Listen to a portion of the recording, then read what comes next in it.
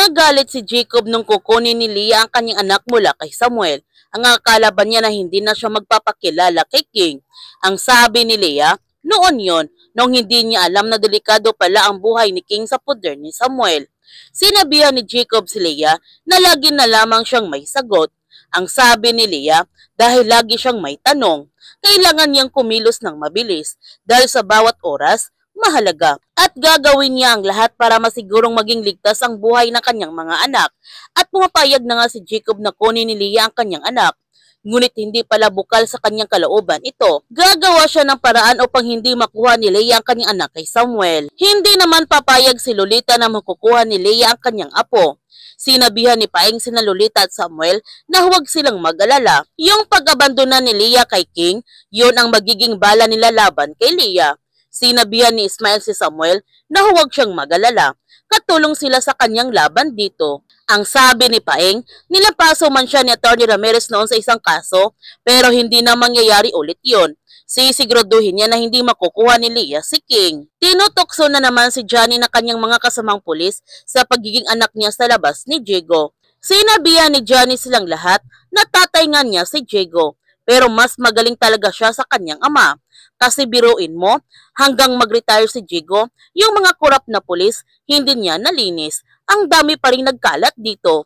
Pero huwag sila mag-alala kasi may araw din silang lahat sa kanya. At natahimik naman silang lahat dahil sila ang tinutukoy ni Johnny ng mga korap na pulis. Habang si Roldan naiinis naman siya dahil ilang dekada na kanyang buhay ang ginugol niya para tulungan niya si Diego na buuin at paluguin ang Bakunawa. Pati ang kanyang pamilya sinakripisyo niya. Tapos ngayon, basta lang siyang papalitan. Sige, gawin niya para malaya na siyang makaalis sa mundong ito. Pinuntahan ni Roldan ang kanyang anak upang humingi ng tawad sa lahat ng kanyang mga kasalanan. At dito nga niya inamin kay Enzo na totoo ang lahat ng kanyang sinabi, na siya isang kriminal. Nagtanong si Enzo sa kanyang ama nang dahil ba sa kanyang trabaho kaya namatay ang kanyang ina.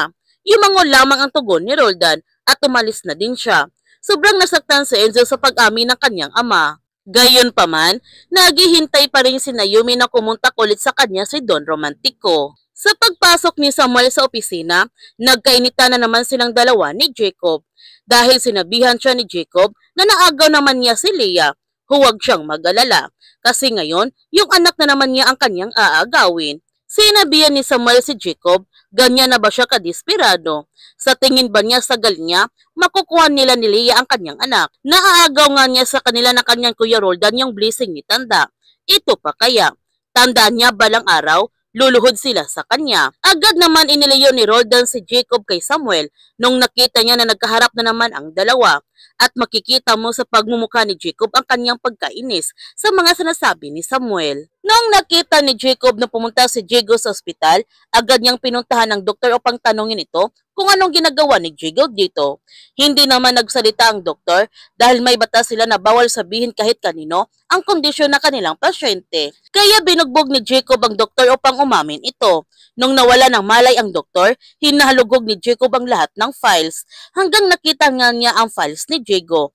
At dito nga niya nalaman na may sakit si Diego at may tani na ang buhay nito. Tinawagan ni Diego si Samuel upang sabihan ito na wala siyang kinalaman sa ginawa ni Leah.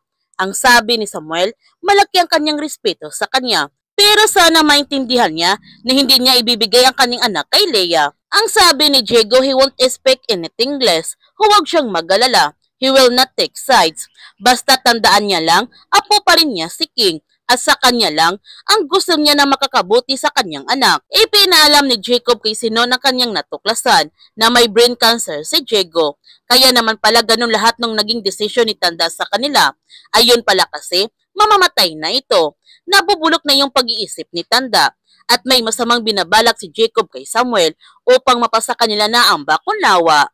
Habang may inihatid na pasahero si Enzo, nakita niya si Abby at bagong rinikrut pala nila ang kanyang pasahero. Kaya tinawagan niya si Samuel para ipaalam na may bago na naman biktima ang Bakunawa at agad na pumunta si Samuel sa kinaroonan ni Enzo upang iligtas ang mga biktima. Kaya huwag natin palalapasin ang kapanapanabik na mga tagpo sa Sins of the Father.